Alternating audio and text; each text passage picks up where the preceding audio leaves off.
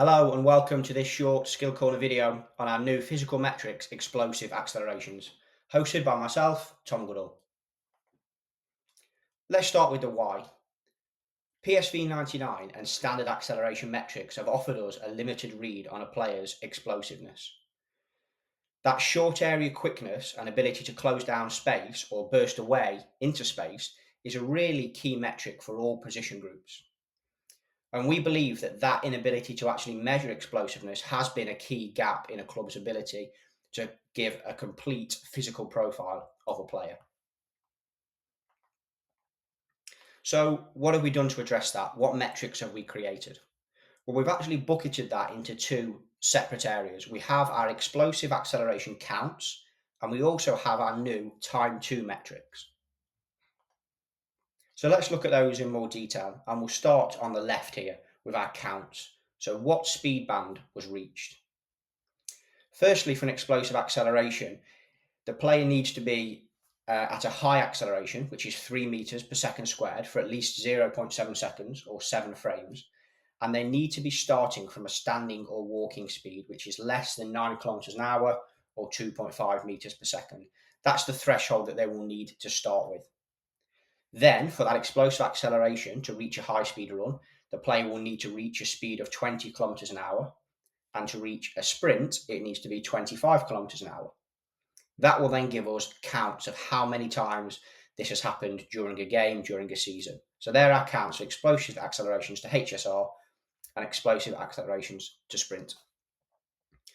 On the right of the screen, we then have our new time to metrics. So this is all about how quickly were the player able to reach that speed.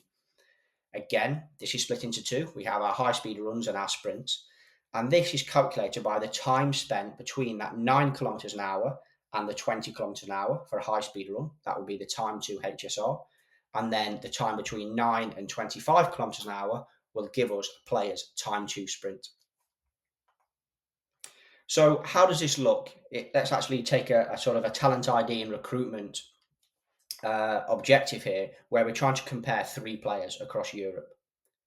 When we look at these 3 players and their high accelerations per 90, they rank very evenly, very difficult to actually separate them in terms of their high accelerations.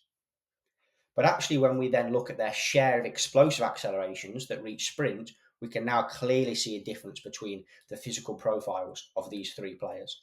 And on the right of the screen here, Juan Jesus really stands out with 34% of his explosive accelerations actually reaching a sprint speed. So you can see now this complete player profile in terms of physical data is now more readily available. Again, we can look at this across multiple leagues, across multiple seasons, with things like this, a scatter plot. On the x-axis, we have a high acceleration counts per 90, that more traditional acceleration metric. But on the y-axis, we actually have that explosive accelerations that reach sprint. So the higher up this chart the players are, the more explosive they are in terms of their accelerations.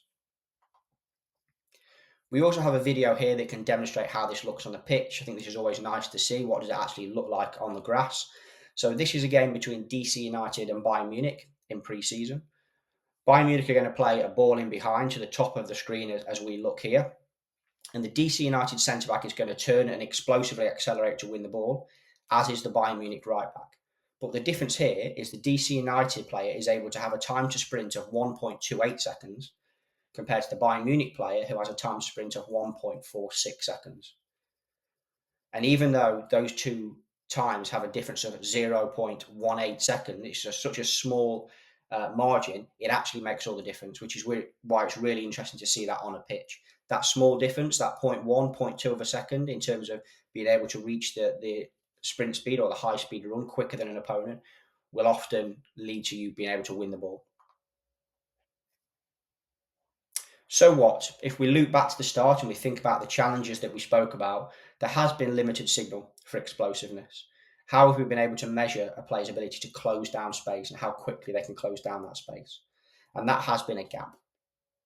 We've created the 4 metrics that we've spoken about in this video. We have our counts and we also have our time to metrics.